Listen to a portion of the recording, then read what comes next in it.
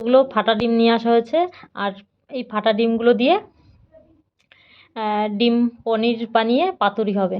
ঠিক আছে, দেখতে থাকো তোমরা প্রথম থেকে শেষ পর্যন্ত কিভাবে কি বানাই আমি ডিম পনির পাতুরি।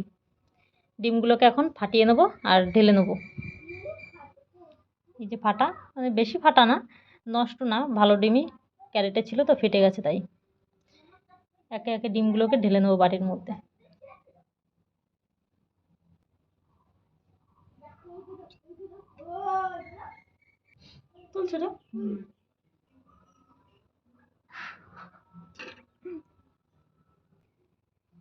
একে একে সব ডিমগুলোকে ভেঙে নেওয়া হচ্ছে।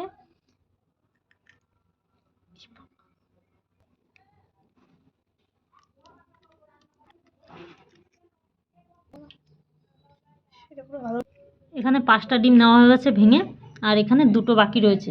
তাই এই দুটো থাকবে, এই দুটো মানে অতটা নষ্ট হওয়ার মতো না, কারণ ফাটা এটা শুধু মানে খোসাটাই একটু ভেঙেছে, কিন্তু ডিমটা ফাটেনি, তার জন্য এই দুটো থাকবে। হাওয়া ঢোকেনি এটার মধ্যে এখনও যে বেরোনোর মতো কিছু হয়নি। দেখো, এটা থেকে বেরোবে না, পড়বে না ডিমটা, এটা হাওয়ার জায়গাটাই শুধু ফেটে গেছে। আর এটাও এরকম থাকবে, এই দুটো অনেকগুলো হয়ে যাবে। এর মধ্যে এখন একটু নুন দিয়ে নেবো, নুন দিয়ে এবার ঘেটে দেবো।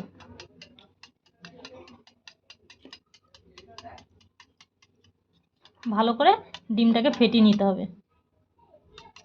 এটা তো মশলা দিয়ে পাতুরি করবো, তার জন্য এর মধ্যে কিছু দেওয়া লাগবে না। যদি রান্না করতাম তাহলে এর মধ্যে একটু পেঁয়াজ টেয়াজ দেওয়া যায়, পেঁয়াজ বা লঙ্কা, কিন্তু এটা তো রান্না করবো না। ফাটেনি এখনও, কুসুমটা ওর জন্য ভালো আছে। আর যদি ডিম নষ্ট হয়ে যায় তাহলে তার কুসুম ফেটে বেরিয়ে যায়, একসঙ্গে ঘেটে যায় কুসুমটা। আর এখন গরম পড়ছে, তাই গরমে বিশেষ করে ডিমগুলো তাড়াতাড়ি নষ্ট হয়ে যায়। ভালো করে ফেটাতে হবে ডিমটাকে, যাতে মিলে যায় সাদা অংশটা আর হলুদ অংশটা, যাতে মিলে যায়, পুড়ে না যায়। এখনো একটা কুসুম গোটা রয়েছে, ফাটেনি, ভালো করে ফাটছে না। আমি কি করবো? কি করছিস, কুসুমটা নিয়ে খেলা করছিস নাকি? ভালো করে ফাটা। ওই একটা দুটো আছে, এই যে একটা না ফাটলে আমি কি করতে পারি? তাজা ডিমই ছিল। আচ্ছা, ভালো করে ফাটা, তারপরে পরের পজিশন দেখাচ্ছি। চলো কড়াইতে জলটা দিয়ে দিই।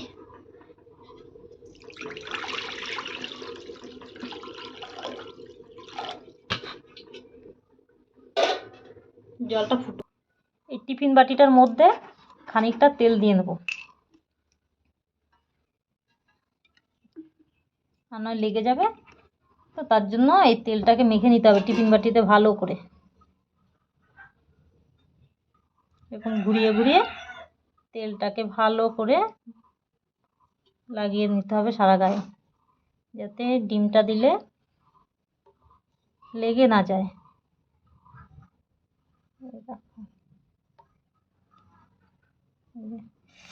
এখন আমি এটার মধ্যে এই যে ডিমটাকে ফাটিয়ে রাখা যে ডিমটা, এই ডিমটাকে দিয়ে দেবো বাটির মধ্যে।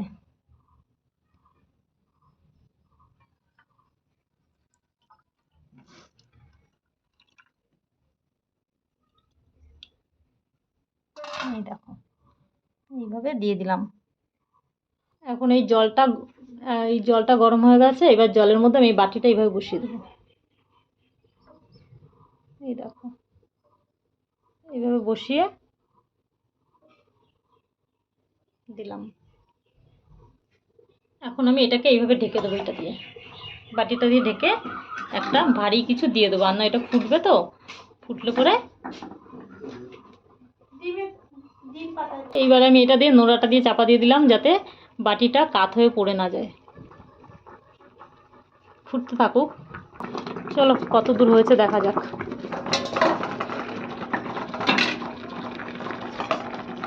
এই দেখো, প্রায় জমে গেছে, একটুখানি রয়েছে উপর থেকে। এটা হয়তো জমবে না, কারণ একটু জল দেওয়া হয়েছিল আর তেলটা ছিল। এটাকে আমি পিস পিস করে দেবো এখন নিয়ে। চলো এটাকে পিস পিস করে দেবো।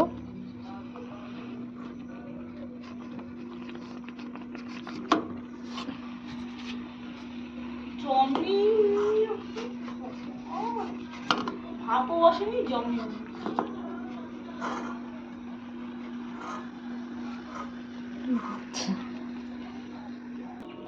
এই দেখো পুরো পিস পিস হয়ে গেছে। এই দেখো, এই যে পিস পনিরের মতো পুরো টুকরো টুকরো করে দিলাম, পুরো পিস পিস হয়ে গেছে। এই যে পুরো টুকরো টুকরো পিস পিস হয়ে গেছে পুরো, ঠিক আছে। এই দেখো পুরো একদম পিস পিস হয়ে গেছে। এইটাকে এখন আমি মশলা মাখিয়ে আবার পাতুরি বানাবো, পাতায় দেবো। এই দেখো, চলো এটা ঠান্ডা হোক। এখানে আমি মশলা নিয়ে নিয়েছি, অল্প একটু আদা নিয়েছি, আদা না দিলেও নয়, বেশি দেওয়া লাগবে না। শুকনো লঙ্কা নিয়েছি আর রসুন নিয়েছি, আর এখানে দিয়ে দেবো আমি কটা শুকনো গোটা জিরা, এটাকে বেটে নেব। অল্পই দেবো, বেশি দেবো না। আর পেঁয়াজ কুচিয়ে নিয়েছি, এই যে পেঁয়াজ কুচিয়ে নিয়েছি, পেঁয়াজটাকে একটু বেটে দেবো লাস্টে।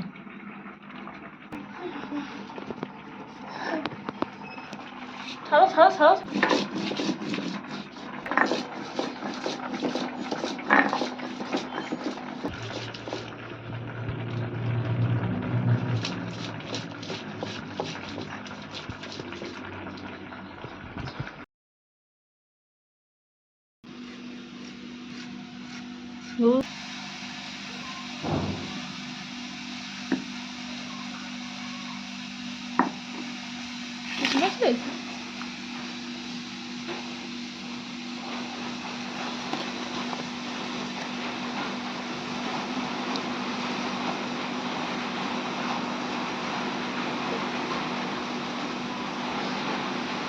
মশলাগুলো সব দিয়ে দিলাম, হলুদ দিয়ে দিলাম, এবার নুনটা দিয়ে দিলাম। এবারে এর মধ্যে একটু কাঁচা তেল দিয়ে দেবো।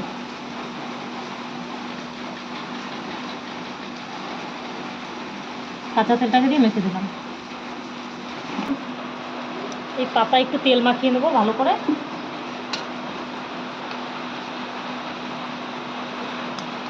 এরকম তেল মাখিয়ে নিয়ে এবারে দিয়ে দেবো পাতার উপরে, সাজিয়ে দেবো এগুলোকে, ডিমগুলোকে।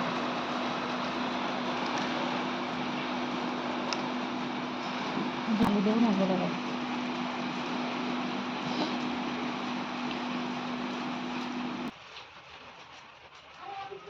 এবারে এই আলুগুলোকে এর মধ্যে দিয়ে দেবো।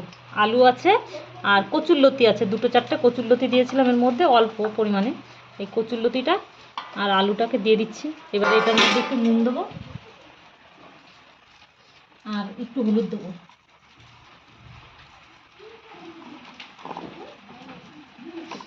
আর একটু তেল দেবো, দিয়ে এটাকে মেখে আবার এই সাইড দিয়ে সাজিয়ে দেবো।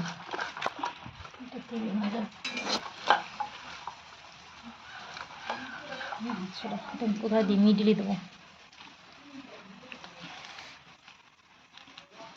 করবো না,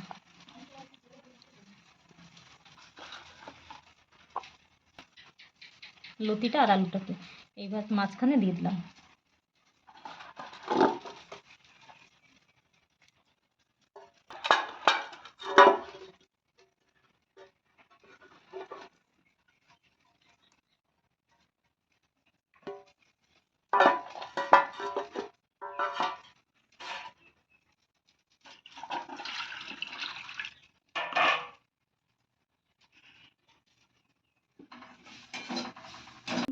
এইবার এটা দিয়ে দেবো কড়াইয়ের মধ্যে। এইভাবে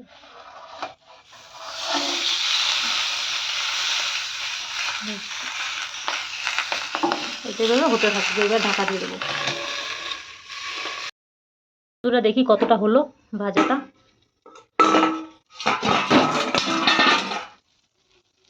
এই দেখো, দেখি উল্টো পিঠটা একটু দেখি। এই দেখো প্রায় ভাজা ভাজা নিচের দিকটা হয়ে গেছে। এখন আমি এটাকে উল্টে দেবো, ঠিক আছে। এবার কী করে উল্টে দিই সেটা তোমরা দেখতে থাকো। আমার তো আগের ভিডিওতেও দেখেছো কীভাবে উল্টে দিয়েছি আমি, সেইভাবেই এটাকে উল্টাবো। এখানে আরেকটা পাতা নেওয়া হয়েছে, এই পাতাটায় আরেকটু তেল দিয়ে নেবো। এই তেলটা দেওয়া কেন, তেলটা দিলে পরে লেগে থাকবে না, বেশ ভাজা হয়ে যাবে এই তেলের জন্য, আর ছাড়িয়েও যাবে। আর তেল যদি না দেওয়া হয় পাতায় পুরো লেগে যাবে, তাই এই তেলটাকে দিয়ে নিলাম। এবারে দেখো কি করি। এখন এটাকে আমি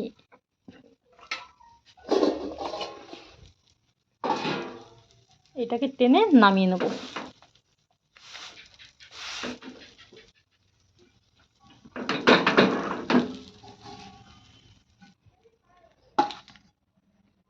দেখেছো কত সুন্দর হয়েছে।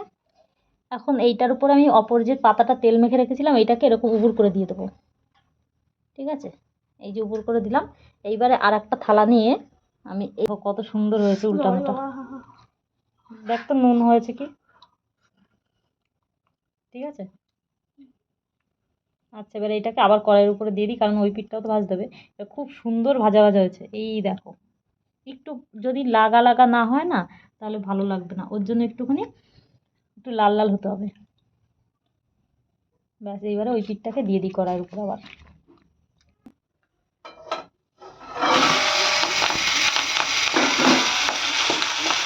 কড়াইটা বেশি গরম হয়ে গেছিল।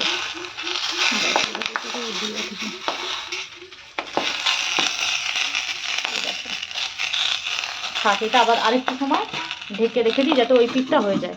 ব্যাস, চলো বন্ধুরা দেখি এইবারে কতটা হলো।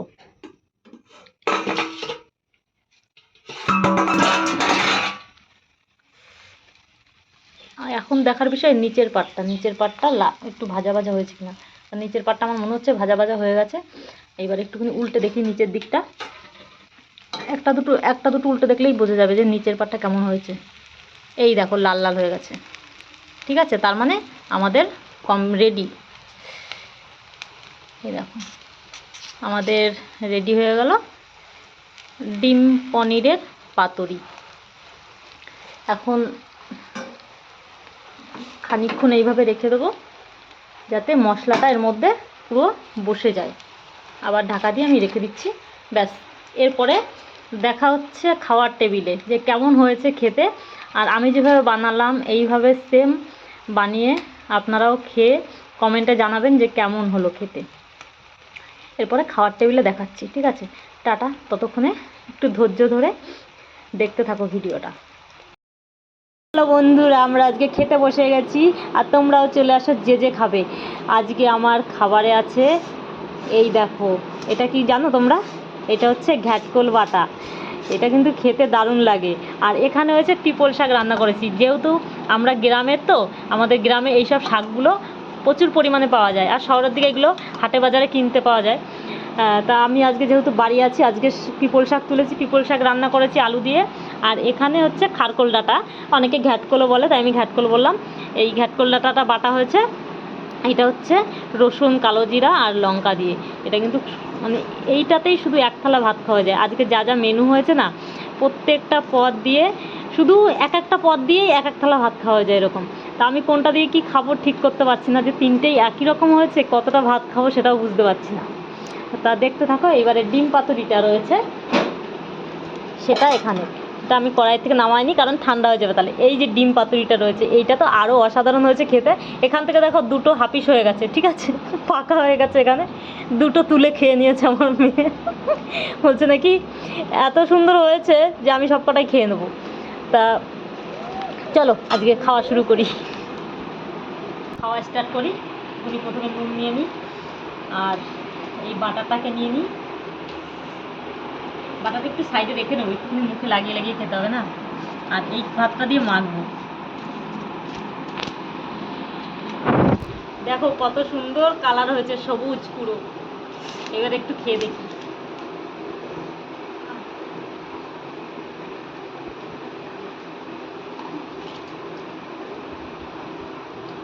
দারুণ। একটুখানি খালি বাটাটা একটুখানি মুখে দিয়ে নিই।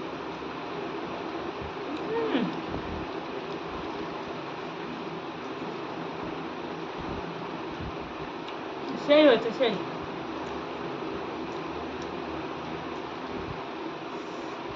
অনেকদিন পরে খাচ্ছি এটা। আমার ঘ্যাটকল দিয়ে খাওয়া পুরো কমপ্লিট। এখন আমি নিয়ে নেবো ডিম। এটার জন্য ওয়েট করছিলাম, ডিমটার জন্য।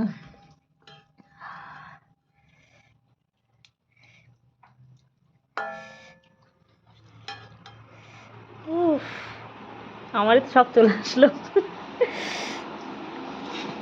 এই ডিমটার জন্য এতক্ষণ ধরে ওয়েট।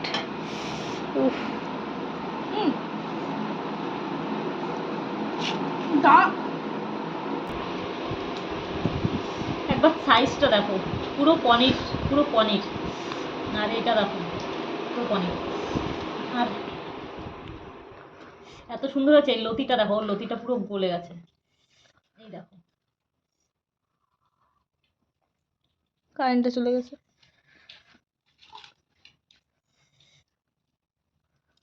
জীবনে প্রথম খাচ্ছি মনে হচ্ছে এটা। এত সুন্দর হয়েছে খেতে, কি বলবো।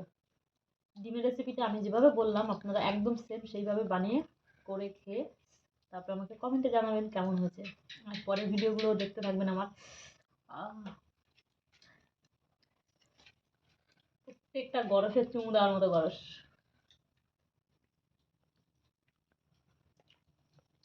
এবারে বাকি আছে আমার এই শাকটা, এবার এই শাকটা নিলাম। ডিম দিয়ে খাওয়ার পর শাক খেতে ইচ্ছে করে। ডিম দিয়ে খাওয়ার পর শাক খেতে ইচ্ছা করে না, তবুও শাকটা ভালো খেতে। আর ডিমটা, শাকটা খাওয়ার পরে ডিমটা খাওয়া যেত না, ওর জন্য আগের থেকে ডিমটা খেয়ে নিলাম, ভালো ভালো জিনিসগুলো। এখন এটা হবে, এটা তো একটু তিতো লাগবেই।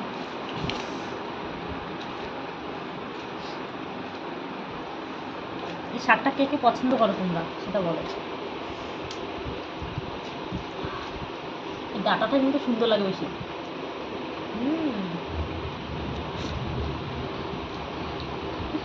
এই ডাঁটাগুলো বেশি সুন্দর লাগে।